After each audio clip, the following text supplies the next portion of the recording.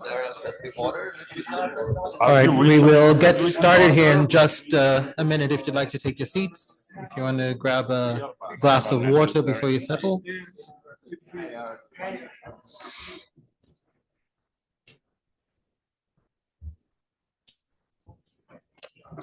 Yeah, of course, part of the challenge with organizing these workshops is we have these nice long breaks that people really enjoy, and so getting them back in is difficult. I will not assume that the people in the room here are antisocial, but you're just really good at following rules. So thank you.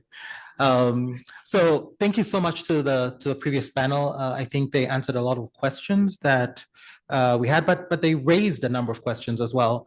And I think the rest of the day, including this panel, is going to start to dig into that as we think about how do we plan for flexible interconnections, and on the other hand, if you do have flexible interconnections, how does it affect your planning? How should you be thinking about those things? I can't help but thinking from the last panel on what a kind of combined superhero would be. So what would a combined Velma and Mr. Fantastic and Wolverine be, like kind of a Captain Planet type thing? And I'm excited for this panel being moderated by Carlo and kind of the superpowers that they bring to this particular topic as well. So I'll turn it over to you, Carlo. Looking forward to the conversation on planning for flexible interconnections. Thanks. Thank you, James. Thank you, Debbie. Thank you, Isaac, for organizing this entire workshop around flexible interconnections. I'm very happy to see a large audience attending, and I'm really looking forward to this series of presentations and panel discussion. So as James mentioned, we are going to be discussing how do we plan for flexible interconnections of large loads. This is a relatively new, urgent, and growing topic. The industry has been planning for the interconnection of large loads for a long time, since the interconnection of large manufacturing facilities, but under the paradigm that these loads will be interconnected in a firm fashion. There is now a need to assess the opportunity to interconnect them flexibly, and what is really driving that is the opportunity cost of speed to power, the demands that are potentially willing to be flexible in exchange of interconnecting prior to upgrading the transmission grid that will enable a firm interconnection to the grid. And I'm very honored to chair a panel with 5 excellent speakers that have been working on this topic in their respective organizations. We'll first hear from 4 vendors and consultants that have been working with utilities, system operators, and developers, helping them plan and study flexible interconnection opportunities for new large loads. We're going to hear first from PowerGEM, who's going to be talking about flexible interconnections from a resource adequacy perspective. Then we're going to be hearing from the Brattle group, who's going to be discussing the perspective from the co-location of generation and demand to speed up the interconnection process. Then we're going to be hearing from encoord, the organization I also work at, on an integrated planning framework that enables the study of flexible interconnection and looking at transmission impacts. Then we're going to hear from EPE on the gaps between planning and operations. Will be also a great segue for the first afternoon session. And then finally, last but definitely not least, we're going to hear from a major utility, Pacific Gas and Electric in California, that is facing the challenge of interconnecting large loads, and that is working in developing solutions that will allow some of these large loads to interconnect faster while maintaining and ensuring the reliability of the grid. Each presenter is going to have about 10 minutes to present. Depending on timing, I may ask a follow-up question in between speakers, and then once all speakers are done, we'll open it up for questions from the audience and have a panel discussion. And I definitely encourage all the audience to come to the mic at the end and ask your questions. So definitely write down your questions, because you may forget, because you're going to hear a lot of great things over these 5 presentations. So with that did I? Okay.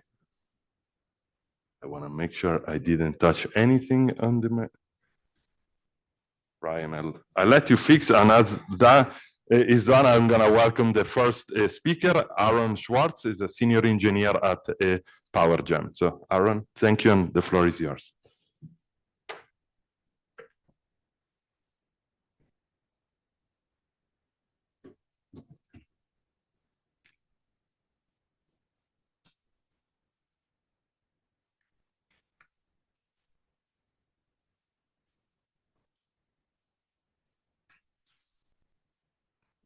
Great. Looks like we're back on track here. And thank you to Carlo for chairing this panel. And let's get started. So my name is Aaron Schwartz. As Carlo mentioned, I'm a senior engineer from PowerGEM. And we're going to be kicking things off discussing bridging data center flexibility in resource adequacy planning. So unlike some of the other speakers today, I'll be speaking about flexibility in the long-term planning context, specifically for resource adequacy. So thinking about how can we ensure that there is sufficient capacity on the system to make sure that the grid can ensure reliable power during the most challenging system conditions, such as peak load or increasingly weather-driven events. There are several reasons why we should be thinking about flexibility as a resource, and particularly from large loads, when thinking about meeting this resource adequacy challenge. The first is that large load flexibility can decrease total capacity needs. So rather than needing to add additional generation on the supply side, for example, we can instead leverage flexibility as a demand side alternative. Second is utilization of existing behind the meter generation for capacity.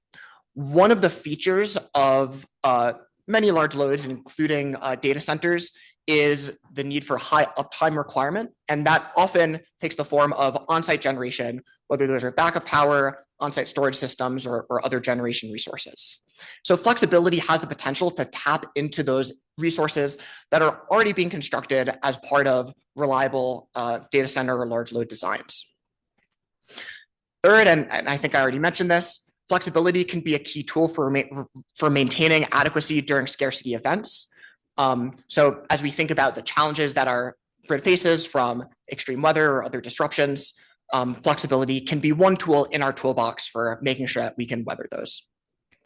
And as I think many of us are aware, we're at a particularly challenging time when it comes to procuring the necessary capital infrastructure components, turbines, transformers, et cetera, that can set back some timelines if we're looking on building new generation to meet capacity needs. Flexibility offers an alternative that doesn't require necessarily some of these same capital investments. I want to make a quick point before moving on just about the time frame. When we're thinking about resource adequacy, we're thinking about avoiding capacity needs. And these can take the form of generation investments that can be many years into the future.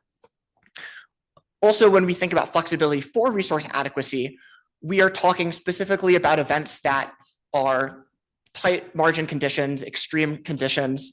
These are events that are not normal operating conditions. And as such, flexibility for resource adequacy from large loads is not something that's required on a regular basis, but rather can be reserved for these rare high impact events, possibly a couple times a year, rather than flexibility for more operating conditions that might require more frequent flexibility response. So the key here is that we need to think about flexibility not in terms of traditional demand response that might be incentivized in dollars per megawatt hour, but dollars per megawatt, avoided capital infrastructure through flexibility. And the way that we do that is to bring flexibility considerations up front in system planning. That might be IRP, that might be in capacity market design. In either case, this unlocks several benefits for data centers, for utilities, and for grid operators. One, and as Carlo already mentioned, is this allows us to accelerate speed to power and allow for faster interconnections. It also allows utilities to provide expedited service, avoiding time-consuming and expensive capital upgrades and investments. and all market participants can benefit from less capacity needing to clear the market. Again, in order to achieve these outcomes, flexibility needs to be at the center of the conversation and not an afterthought, not something that we start having discussions around after capital has been deployed, after the data center has been built, after we've already made expensive capital investments in the grid. Rather, we need to have these conversations early on at the start of the planning process. So as the first speaker today, I have the unique task of just teeing up a little bit more concretely about what we're talking about when we discuss large load flexibility. And we've broken down flexibility into 3 different flexibility types and then 2 different flexibility mechanisms. And I want to point out that from the perspective of the grid operator, all of these look identical at the moment that flexibility is being deployed. These all manifest as reductions in net load. The first flexibility type being from the provider flexibility, a load reduction. So temporarily reducing load rather than shifting it to another time or region. An asset-driven approach to this could be relying on physical infrastructure. So that might be on-site generation, switching from grid connectivity for power to that on-site resource. It could be distributed DERs, for example, that can be used to reduce net demand. But we could also look to process-driven mechanisms, such as voluntary curtailment, whether those are compute workloads, dimming lights, slowing down production lines, etc. A second flexibility type is time shifting. So actually shifting loads to periods before or after times of constrained supply. One example that's asset-driven could be on-site battery storage. So we're not reducing or curtailing that load, but rather shifting it in time. So we do need to make up that energy later on or earlier. Process-driven could be workload shifting. So an example of this might be orchestration software that can shift certain compute workloads around in time. And the final flexibility option here is location shifting. So in some cases, and this is really more of a process-driven approach, workloads from data centers can be reallocated to different locations. And again, these are all different mechanisms. And I want to emphasize there's many ways that we can achieve flexibility for resource adequacy. So why should we be thinking about flexibility? Really, the key is to think about how do we bring this up front in planning. And recent work from ESIG on the Large Loads Task Force has laid out this 6-step framework for doing so. The first step is to characterize loads with greater fidelity. So making sure that we can parameterize our models with the correct ramp rates, utilization, et cetera, other characteristics that feed into capacity expansion, resource adequacy, and other critical grid models for planning. Next is to improve large load forecasts. So I think uncertainty is one of the key challenges of forecasting large loads. We need to be able to manage that and ideally create processes that allow us to effectively explore that uncertainty. And critically, isolating where data centers are showing or other large loads are showing up in forecasts, ideally having a large load layer. I'll quickly go through the next 3 steps since they're on the next. I'll be touching more on them in a moment. But step 3 is to actually quantify the capacity requirements of large loads absent flexibility. This gives us a baseline about what typical grid operations, assuming large loads are fully firm, would look like. The next step is then to quantify the capacity contributions of flexibility. One way that we can do this is by actually accrediting flexibility as a firm capacity resource, just as we might accredit traditional generation. We can use accreditation such as ELCC for that. Step 5 is to avoid calculate the avoided infrastructure of investments resulting from flexibility. So we let the model see flexibility as a resource, something that can provide capacity. We compare those results to the case where flexibility is considered fully not available, and we can see how that affects outcomes. Those could be reduced costs, reduced emissions, reduced capital infrastructure investments. The final step here is to actually make this type of process operationalizable.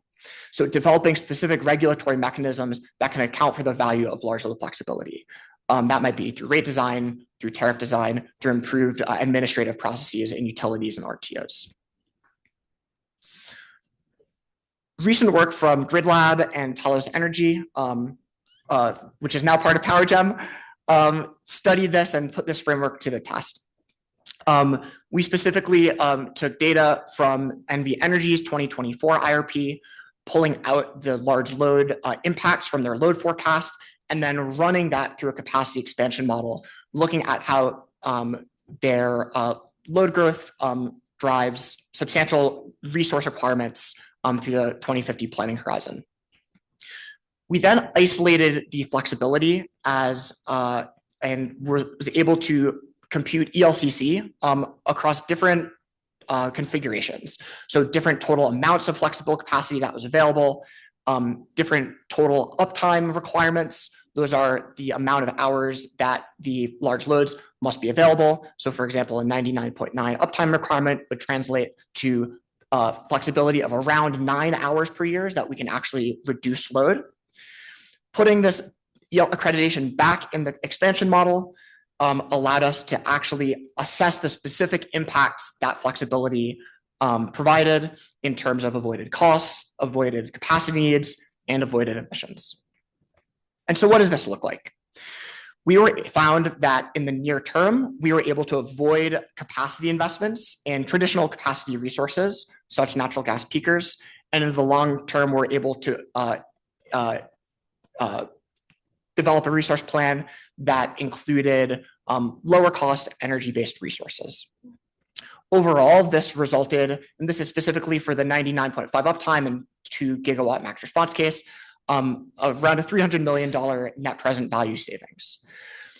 I think the key takeaway here is that we have methods that we can apply today for actually quantifying the value of flexibility to bring it into plans and actually assess what that looks like in terms of real impacts for capital infrastructure needs, and ultimately resulting in costs that we can all benefit from those savings.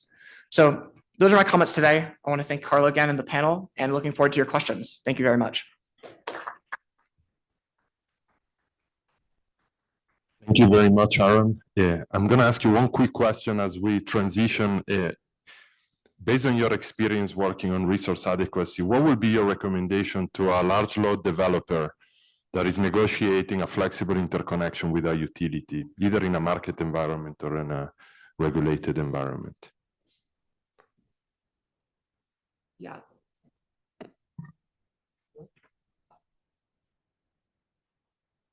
Hello? Great. Yeah, so I think understanding what my capabilities are and what I'd be able to offer, I would want to make the life of the counterparty as easy as possible. If I'm going to if I'm a large load developer, I'm going to utility or I'm going to an RTO, I want very clear terms and definitions of the type of flexibility that I'm able to provide. I think actually on the slide that's still up, we can see what is my max response, what is my available, what are my uptime requirements, what is the duration of response, how many response calls might I be able to provide per year, and really create a starting point for specific discussions that can help make that a reality. I think coming to the table with a place of sort of openness and access over what I would be able to offer lets me begin to have those discussions about what we realistically might be able to offer in a contractual agreement. So yeah, starting from that common foundation. Thank you very much, Aaron. And now I'd like to welcome Aniruddh Mohan, Energy Associate at the Brattle Group. Aniruddh, the floor is yours.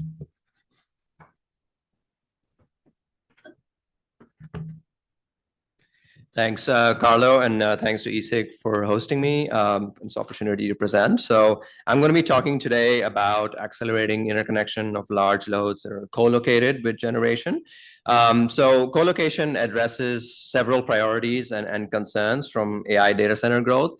We obviously know there's this big economic opportunity from AI data centers, but that's bottlenecked by the grid, specifically pre-existing transmission and generation capacity that's running out.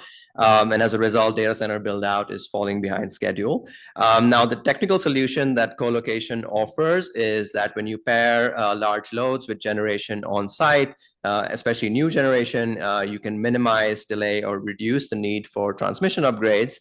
which provides speed to power and also mitigates reliability and affordability impacts. And I'll talk through my presentation on how that happens. There's been a lot of momentum around co-location in the past year.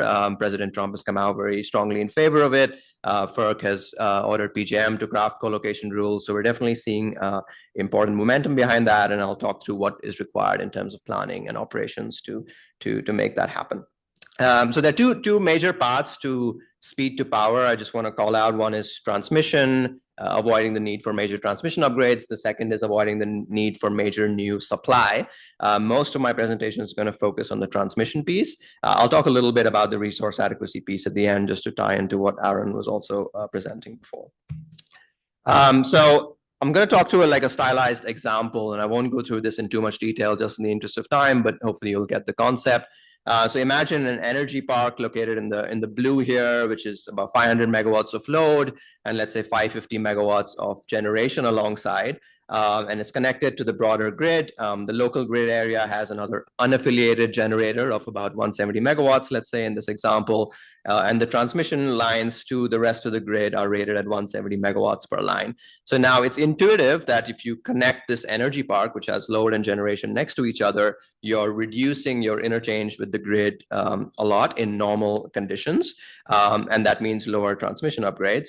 But of course, we know that transmission upgrades are often driven by impacts under contingencies, so n-1 and n-1-1. And so we can show how co-location specifically avoids those upgrades as well. So I won't go into these examples in too much detail. These slides are, of course, available for folks to look at. But the key idea here is that we step through these contingencies for this example case, where the unaffiliated generator in the local area trips offline. That means you have increased flows from the grid to the energy park that can then redispatch its generation up to be secure for the next n-1 contingency, which then takes place again where one of the transmission lines trips offline, but you're still within the safe rated limits in this example of 170 megawatts per line, because you can rely on your co-located generation to ramp up to provide you essentially self-supply, right? So you're minimizing your withdrawals from the rest of the grid. And there's also a control mechanism or a relay, you can think of it, to minimize these impacts in any contingency. So the co-location sort of integrated study framework, which accounts for the fact that this generation exists next to the load, this new generation in this case, and that it's made up of multiple generation units, so there's no single point of failure for the co-located generation, can result in the outcome of the study process being much lower transmission upgrades and therefore speed to power. Now contrast that with the load-only contingency studies, which would ignore the existence of the on-site generation and immediately trigger the need for upgrades when the unaffiliated generator in the local grid area trips offline, because you immediately require 500 megawatts to serve the load flowing over those transmission lines, which exceed their safe capacity. So it's important not just to account for the co-located generator being in this example and in this study process, but also the methods of how, for example, the energy park generation is treated. So is it a single unit, or are we accounting for the fact that it may have multiple units and therefore no single point of failure? How does the control mechanism or the relay or breakers at the energy park interface with the grid limit withdrawals when needed by the grid operator? So these are the key ideas here. How does this all work together in like a framework? So the idea is that you do a rapid study to screen for minimal impact, so basically de minimis upgrades. We utilize the same studies used today in the interconnection process. The key difference is there is no deliverability requirement for load or gen. So both are non-firm with net grid injections or withdrawals to the grid from the energy park on an as available basis.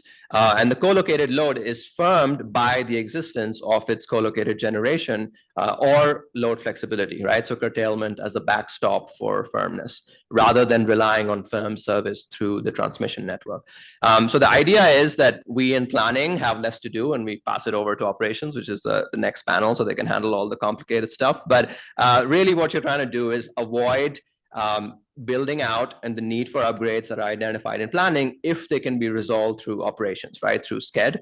And those are, for example, steady state pre-contingency violations. Now, for stability limits, especially dynamic stability, which can be really complicated and can often lead to upgrades, what we can do is define static operational limits for the energy park, both in terms of withdrawals and injections. And so you're always asked to operate within that framework. And those can increase over time as upgrades are built out. This is a little similar to the provisional interconnection process. And for short circuit, we just assume that you will require local upgrades. So this framework can enable a much faster study process. It's still complicated, of course. There are stuff in operations that need to happen. So one example option to enable more flexibility in operations is the use of what we call a remedial action scheme, RAS, which can basically limit withdrawals from the energy park from the grid using a power flow relay at the point of interconnection. Usually RAS is for bulk electric system facilities, but we use that term here as well for what would simply be a relay and breaker. There's also an option to use storage instead of RAS to enable that load curtailment. Now, just in the last bit, I'll talk a little bit about the interaction with resource adequacy. So Aaron talked a lot about co-located load and generation being in a sort of a framework to help with resource adequacy and load flexibility as well. So there are two ways you can do this. So if you want to be RA neutral to the grid with your energy park, you can bring enough generation to match your load, right? So 500 megawatts of load, I bring 500 megawatts of accredited generation, firm generation, and therefore my net impact on the rest of the system is zero. Or you bring enough generation and load flexibility to ensure that your impact on the rest of the grid is zero. So we call this Big PAL, or bilateral integration of generation, portfolios, and load. Apologies for adding to the ever-growing list of acronyms in this space. But the idea here is that the performance risk and ELCC risk is managed by bilateral parties, right? So if I bring a storage unit and I bilaterally contract today, I'm at risk because the accreditation for that storage unit might change based on the grid operator's ongoing simulations and framework, and then I'm short capacity, right? Whereas here, I directly contract with this co-located generation unit, and through a combination of load flexibility and its ability to serve my load, which may not be dependent on the broader grid conditions, I can ensure net zero megawatt withdrawals during grid emergencies, right? So from the perspective of the grid operator, they are not seeing an increase in withdrawals during tight conditions. So consider this example, right, with a 100 megawatt data center and a 100 megawatt battery, which is co-located. So during an emergency event, the battery can supply 100 megawatts for the duration of the event. Data center is not curtailing. Let's say the storage gets exhausted before the end of the emergency event. The data center goes into backstop curtailment so as to fulfill its obligations to the grid operator of not withdrawing that 100 megawatt. So again, from the grid operator's perspective, they are whole, there's net zero withdrawals, but these two private parties can contractually assign that risk between themselves without having the grid operator involved in the accreditation mechanism. So that's the impact on resource adequacy that's also enabled by this co-located framework. So yeah, just to sum up the main takeaways, and happy to answer more questions on the studies and such. But the main idea is that we're avoiding these supply shortages by having this resource adequacy neutral framework through Big PAL. The main advantages in terms of avoiding transmission upgrades are that you have non-firm access for the load and generation to the rest of the grid, and they're firming each other by being co-located. You can identify static operational limits for injections and withdrawals to address any stability issues. And then this allows also economic benefits because the grid can access energy from the co-located energy park's generation when it's economic to do so. And the energy park can access cheaper energy from the grid when there's excess generation on the grid. So main barriers that we see today that still need to be addressed to enable these benefits are basically the main barrier is separate grid planning processes, right? So the load has a separate queue, generation has a separate queue. So the generation unit is not in the load planning model, the load is not in the gen queue model. So this needs to be sort of a holistic approach so that we capture the existence of these units. And we're already seeing momentum around that in ERCOT and MISO, also PJM. And then we need to move into operations. So enabling these assets to operate reliably and control their net injections and withdrawals. And then finally, there's this aspect of resource adequacy design to account for these energy parks being RA neutral, potentially through a combination of generation and a commitment to flex their load. We're seeing a lot of progress from grid operators, FERC, and the states, and yeah, happy to discuss that further.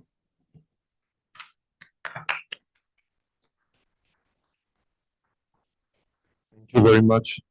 Aniruddh, I have a quick question for you based on the work you've been doing. Have you experienced any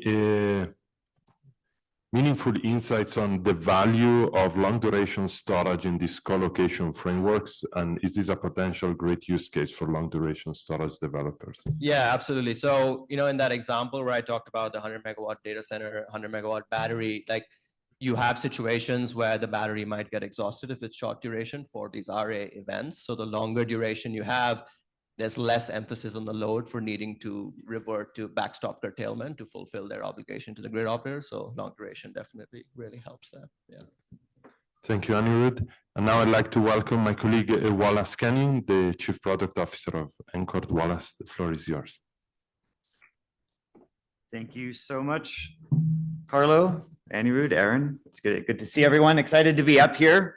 These ESIG events are a cherished thing in the power systems community. I've been coming to them for quite a while, and I greatly appreciate the organizational efforts of everyone. And it's good to see all the familiar faces. So it's fun to be up here to tell you guys what we've been up to at encoord. So my name is Wallace Kenyon. I'm the Chief Product Officer at encoord. encoord is, of course, we're a software company. The name of the company is, in fact, a contraction. It stands for Energy Coordination. And I know what for those of you who haven't heard of encoord, you're probably like, well, do we need more software in the planning space? And the answer is absolutely yes, because a lot of the older incumbents are not very good at talking to each other, and that's exactly what we need in contemporary power systems planning. So that's what we're doing today. We're going to talk about our efforts with flexible interconnection studies, which is in fact an integrated planning process, and that's exactly why we like to do it, because we're building an integrated planning tool.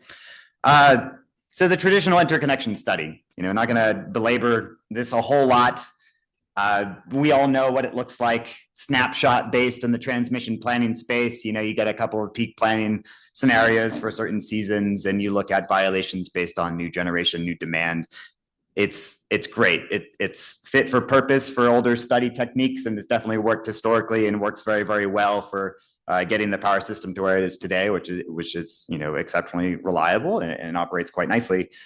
But in the context of flexible interconnections, it completely misses the primary question, which is how much do you need to curtail at what times and for how often, how many events, right? So it's not fit for purpose, right? So that's really where we're coming at with the flexibility side of things. We need to answer that question, which is why we need to look beyond what is the traditional interconnection study.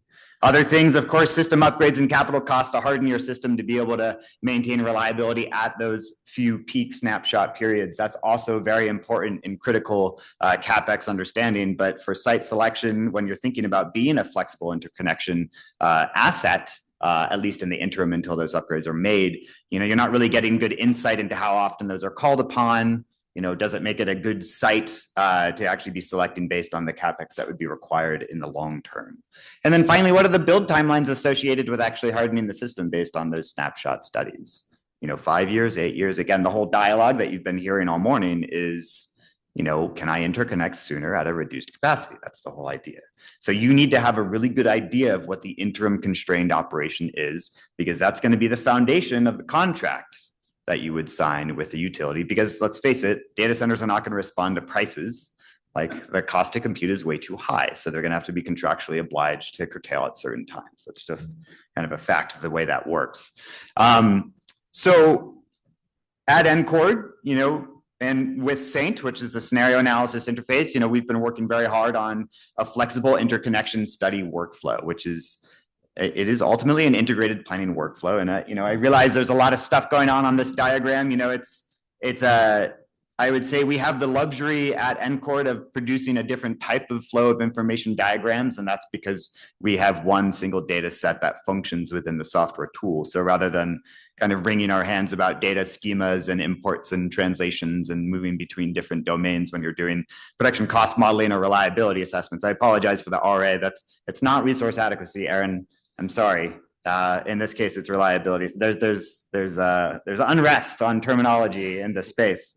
But we actually didn't produce the RA one, so that came from something else.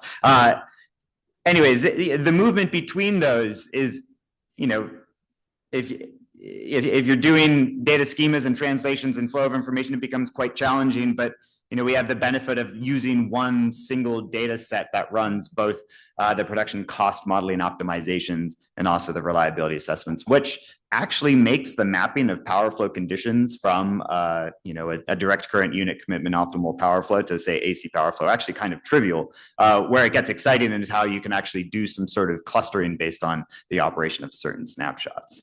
In the context of a large load interconnection, the whole idea is, can I look at a transmission planning case, select particular locations, and then go forth and actually run security constrained economic dispatch problem to understand what the rates of curtailment would be at that particular point. Remember, we're not talking about the consumption across the whole area. We're acutely interested in the actual curtailment caused by the transmission system itself. So nodal level detail is critical. Then, of course, you run contingency analysis, the due diligence in the traditional interconnection process. But then the final really key thing here, and I have a nice little graphic and a subsequent slide, is you must update your security constraints. Because if you're going to install a 500 megawatt data center, you will have new ones and you must find them. And that's exactly why you need to have an integrated planning workflow. So I talked to a lot of people who want to look at, sure, SCAD of an existing system with a data center sitting there, but you're going to have a highly optimistic view of the rates of curtailment on that data center from a flexibility perspective if you're not updating.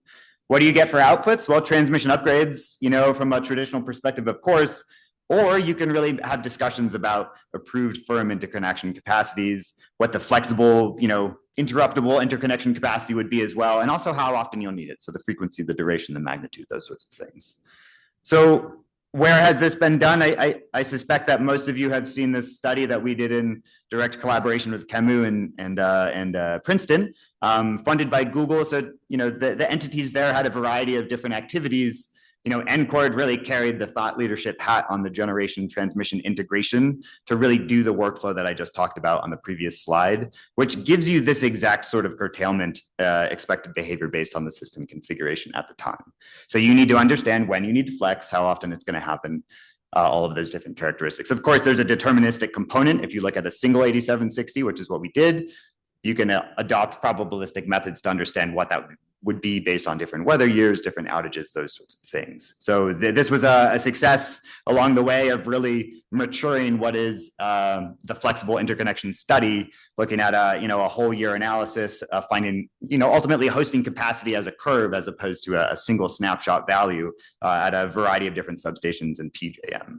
So, and of course, the flexibility, as you would expect, the main thesis and the main takeaway of the report does unlock additional interconnection capacity, especially if you're open to waiting until upgrades come in. So great report. Highly recommend checking that out. Just have a couple more minutes. I wanted to throw out a couple of takeaways from our experiences. I hemmed and hawed about putting this one on in here. I've put 8 different colors on a very confusing chart, and I can't actually stand in front of it.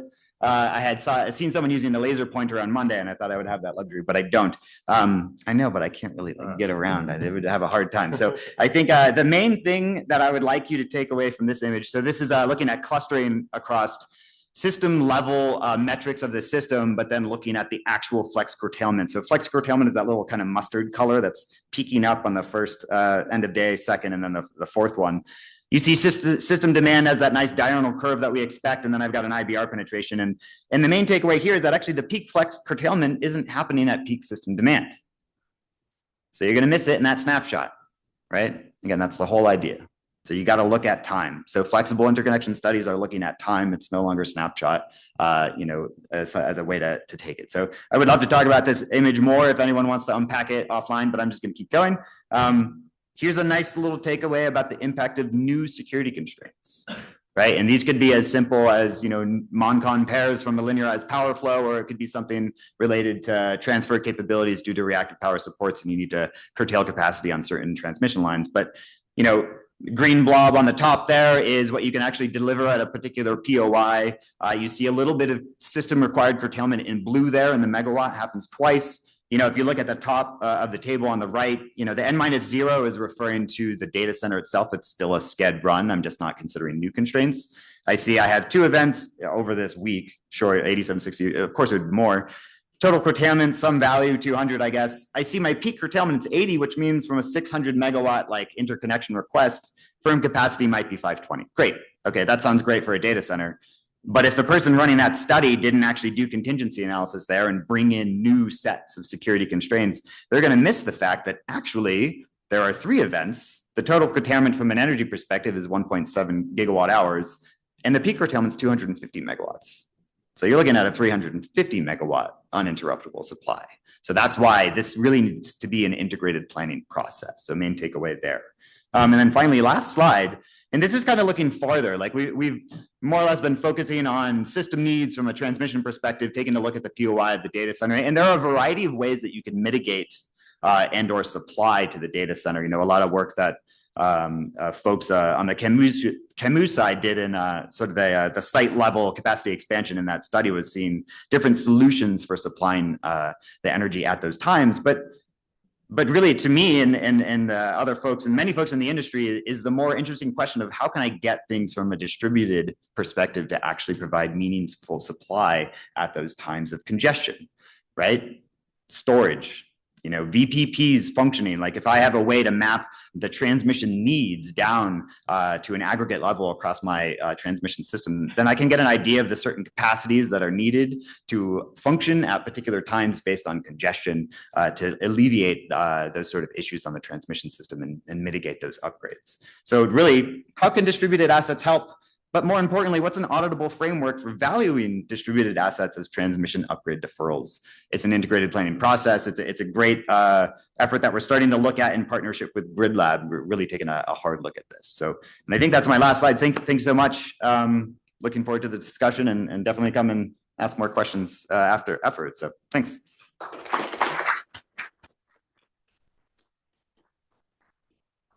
Thank you, Wallace. I have one quick question on what are the challenges or data requirements for a utility to perform a flexible interconnection study when they've been working for decades on firm interconnection studies using the snapshot approach? Great question. Didn't get into data at all. With respect to the sorts of studies that we've been doing in partnership with, say, Camus and Princeton, of course, Grid Lab now. Transmission planning cases, so traditional, .raw, .epc files coming from your traditional transmission planning tools is sort of like that sets the core of what a network is. We colloquially refer to these as integrated planning models, which is really a transmission base case upon which you then layer your economic detail. One note, I use the term production cost model in there. That scares a lot of people, especially if you're working with entities that are not balancing authorities and are not interested in clearing markets at all. You don't actually need to have all specificities of market level detail to do an effective study here. You can take a generator class tranche type behavior based on, you want your coal to respond differently than nuclear based on CCGTs, based on STs. And then you can get a really good understanding of how the system is functioning over time. And then you need to have your load data. So SCADA data is of course gold standard, but you can, do some uniform distributions based on transmission planning case distributions on the demands using zonal level detail as well. So a couple of the hits, but nothing too crazy. So. Thank you, Wallace. And now I'd like to welcome Ahmed Rashwan, VP of Transmission Planning and Operations for Utilities at EP. Thank you, Rashwan. Ahmed, and the floor is yours. Thank you, Carlo. And I want to also thank the ESIG team again for hosting another exceptional conference, relevant, focused. I really appreciate the applicability of the things that we're talking about on a regular basis at these conferences.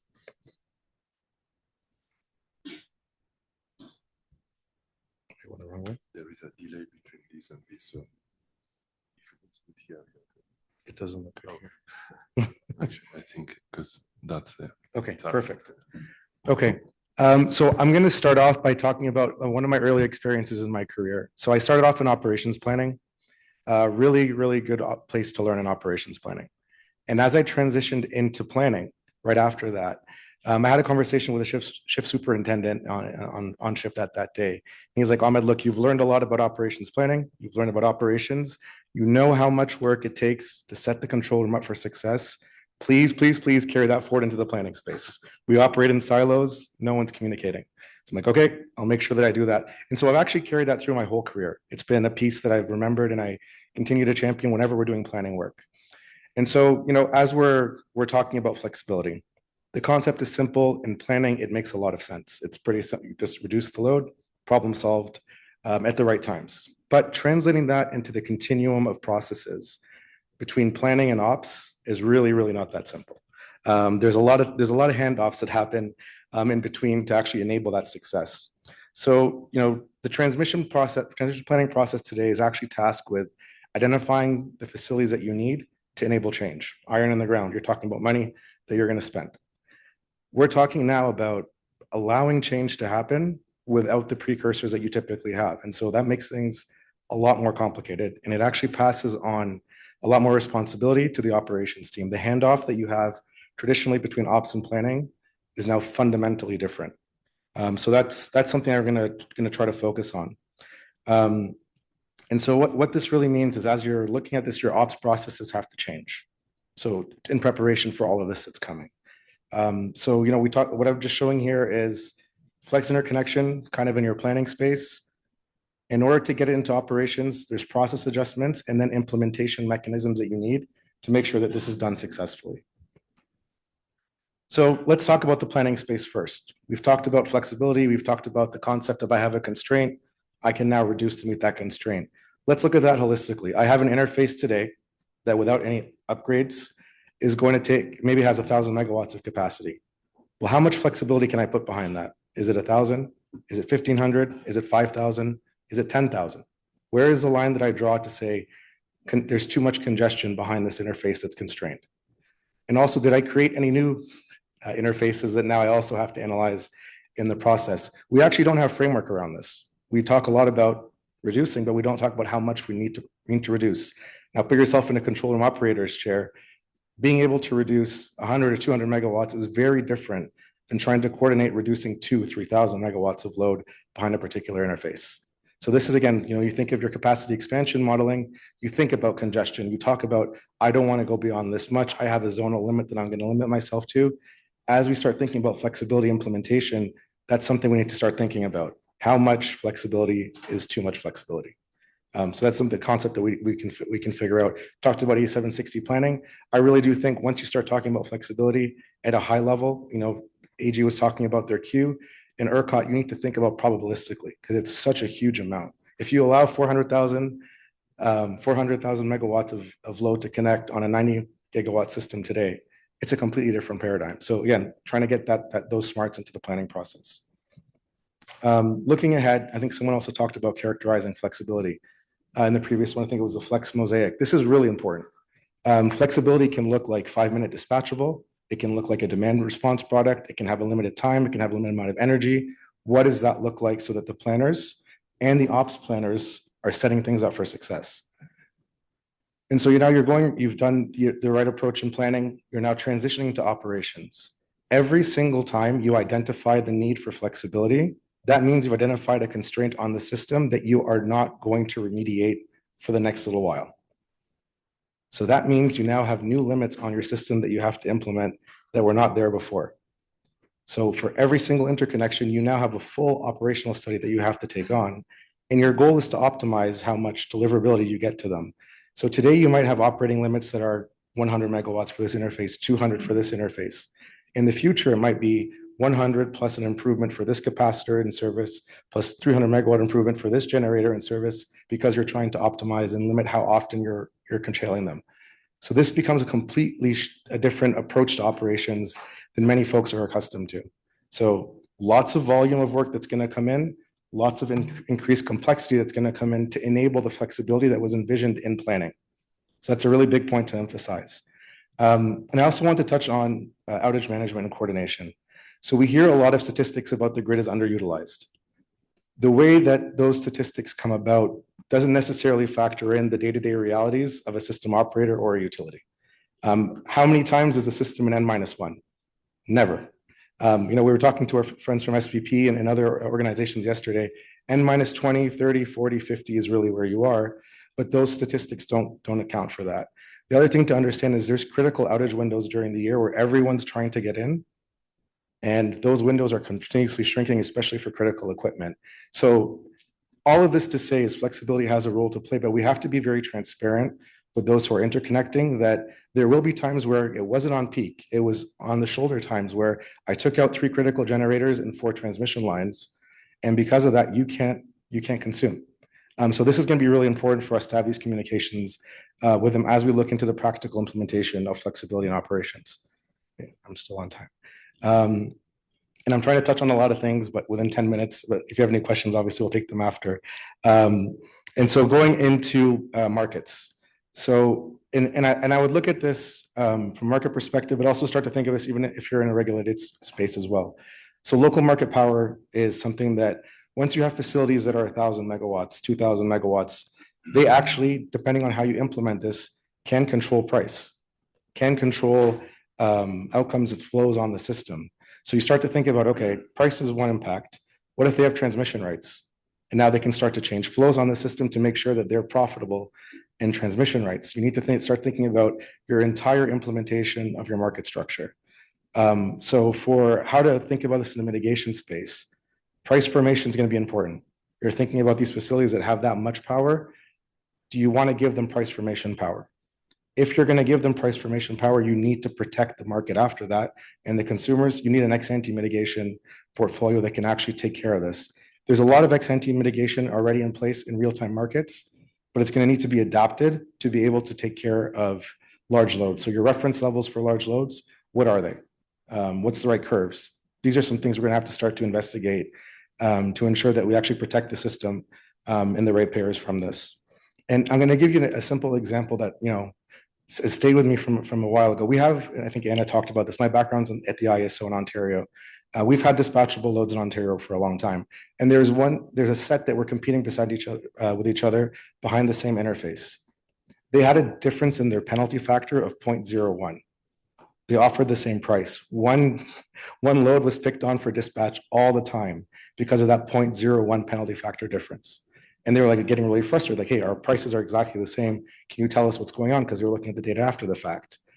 And the way we'd implemented everything was they were always going to be picked on. And so we had to go back and make sure that the behavior in the system was equitable once you connect these folks, and making sure that the outcomes are aligned with the intentions that you have up front in the planning space. So lots of different things to unpack. So I would take away from just the discussion is when we're in planning, we need to think practically about what's going to happen downstream into operations. So when we're thinking about total flexibility, we need to think about it in like on a locational basis, put some constraints on how much you'll accept in different areas. Once you get into operations, understand how much of that work is now moving to operations, how much additional effort is going to be required. Control room training is going to be required for all these new interfaces that we're introducing. And once you're in planning space, once you're in the market space, understanding the impacts of these facilities on your markets. So that's everything I had for today, right on time. Thank you.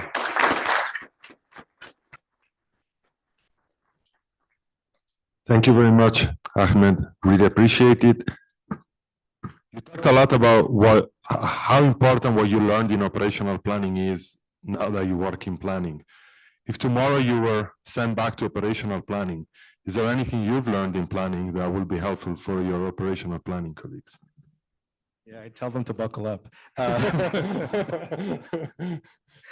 Yeah, absolutely. I think it's good to have empathy both ways, because when you're working in different silos, you tend to overanalyze kind of how important your particular role is relative to another role. Sorry, I'm not on the mic. You tend to overstate the importance of each role, and so you start to really understand that you're all working together towards reliably serving the load. And so kind of combining that mindset to say, hey, we all have the same objective. Let's work together rather than work in silos, I think would be something that I would champion back to the ops teams.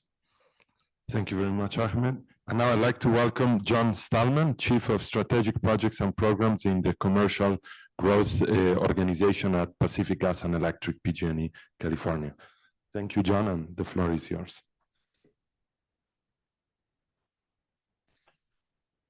Thank you. Great. I'm really pleased to be here. This is my first time at this event, and so really appreciate all the organizers and the wonderful panel. Today, I'm going to talk a little bit about from a utilities perspective of trying to integrate all the work that these gentlemen have mentioned as we've gone through this panel. And my colleague Amir mentioned Flex Connect on the distribution side and our journey to translate that into the transmission system. And so we'll walk through that a bit. I want to talk a little bit about a story of what's happening in California that is somewhat different than other places around the country, which is important to recognize. We've gone through a journey where we've had decreasing load for 20 or 30 years. We're seeing increased load now, and a lot of it's happening on the transmission system. So our processes were built on the transmission system for very, very few new transmission interconnected loads. And now suddenly we're getting an onslaught of data center and advanced manufacturing loads interconnecting to the transmission system.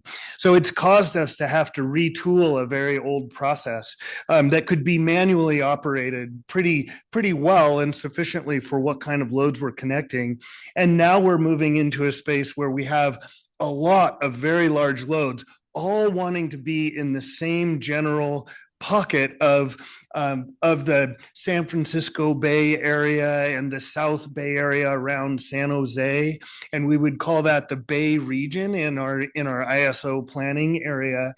And so a couple of key things is we decided after we started getting all of these applications that we would cluster them into a cluster study process. So group them into an annual process, study them all at once, and get the efficiencies of the infrastructure planning that comes from cluster style studies. Some really interesting things happened out of that. We went from 14 gigawatts of application in our first round in 2024. We ran another study in 2025, and now we're in the process of another study in 2026.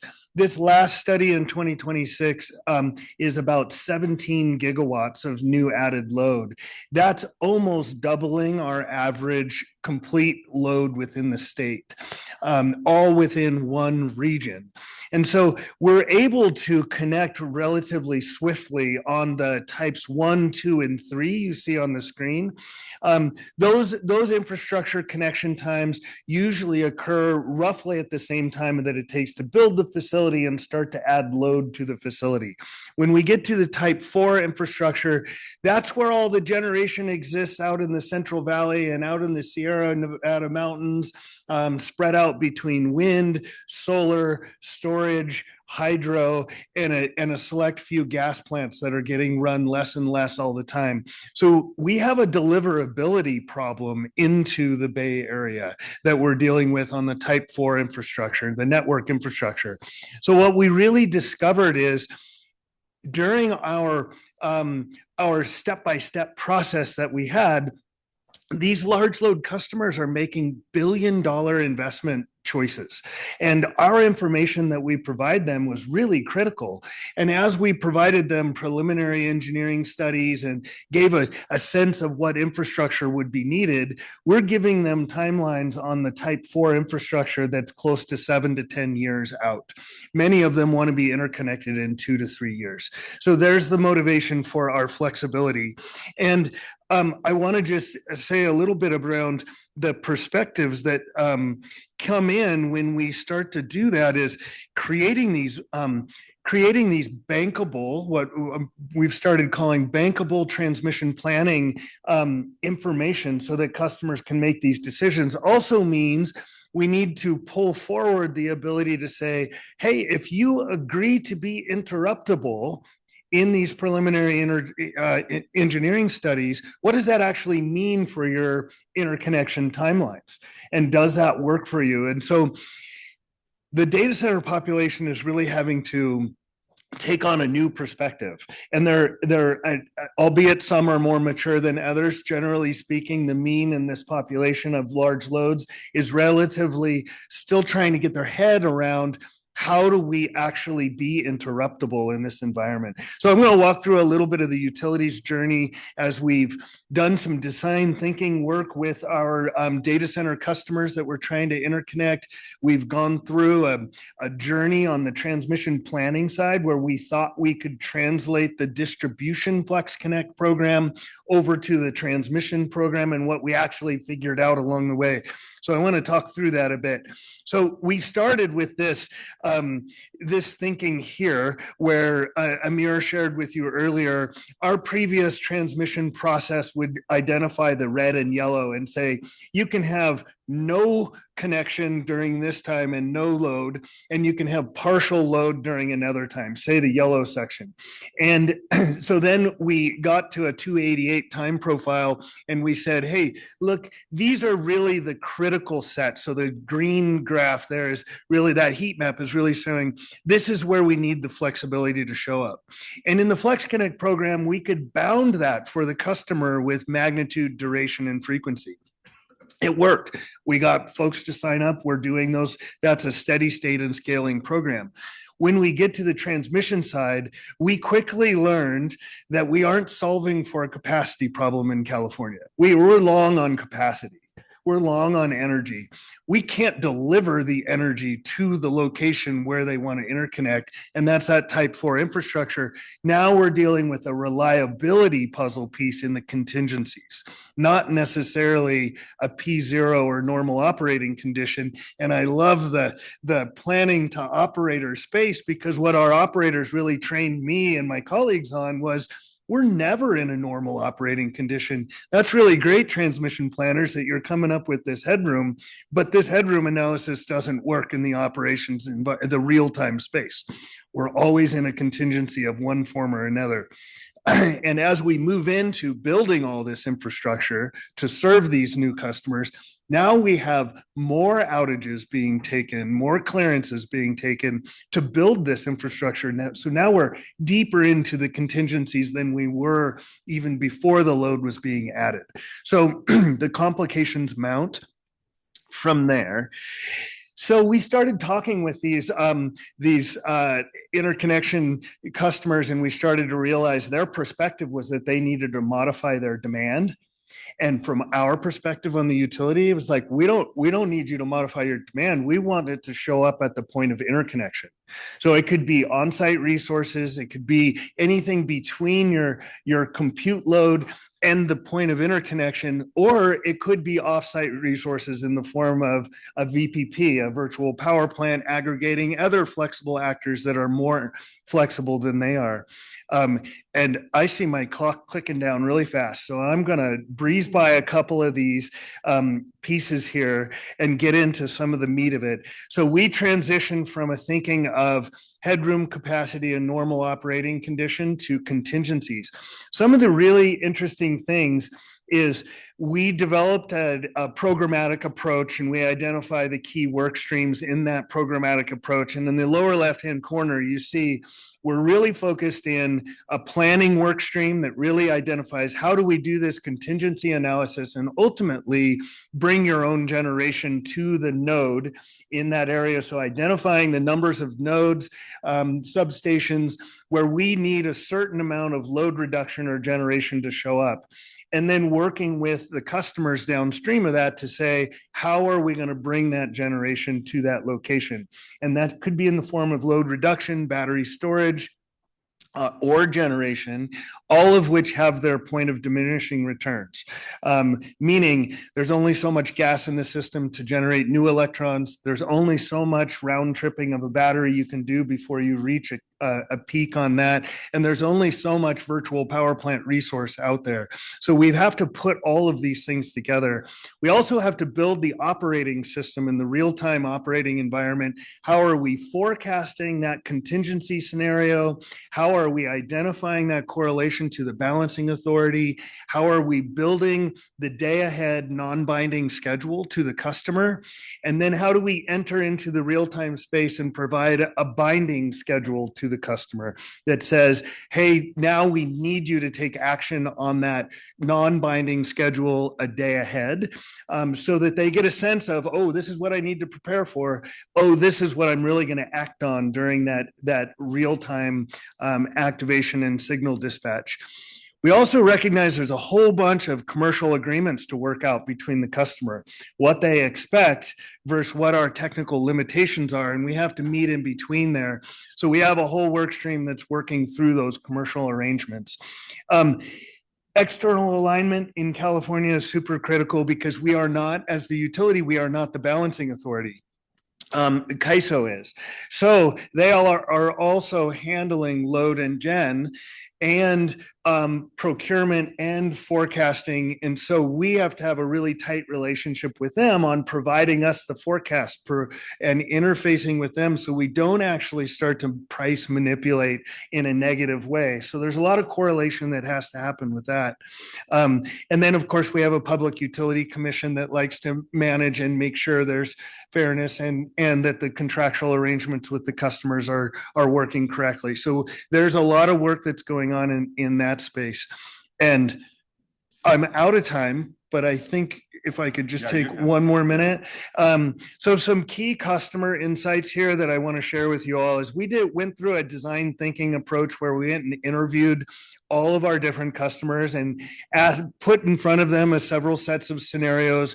And what really came back from that is they really want advance notice, at least 2 hours ahead, and they really want 24 hours ahead. And they really just want a heads up of what they need to be doing tomorrow. That doesn't necessarily mean it's a binding, we need you to do this 24 hours in advance, but it does mean we need to give them a heads up of what that is. So that introduces new forecasting that we don't have the ability to do today, 24 hours in advance. And then they want to know that there's a depth to their curtailment that's going to be, so they have some degree of power. The problem with contingency planning is we may need to have them drop 100% off plus dispatch their generation for that nodal generation need. So they may need to actually participate at the same time we call on other actors to also participate. And so there's some discrepancies between what the customers want and what we can do in technical limitations. But we know that we need to come to that middle ground. We are using active customer-sided remedial action schemes in lieu of being able to modulate their load. So there is a space where we get to where we're able to modulate their load and hopefully reduce or eliminate remedial action schemes, because those complicate the operations environment. We can dream them up in planning, but they get really complicated in the operations space when they have to actually deal with these things that are happening on the system. So I think I'll pause there. You saw this image from Amir earlier around kind of the system architecture. It's similar in transmission with the exception that we need fail-safe confidence in the operating room space that this thing is actually going to work. The signal is going to get to the customer is going to see it and acknowledge it, and that it's going to work. If it doesn't work, what do we do next? And what are our next devices that we're going to use to protect the system in those contingencies? So I'll stop there. Okay. Thank you.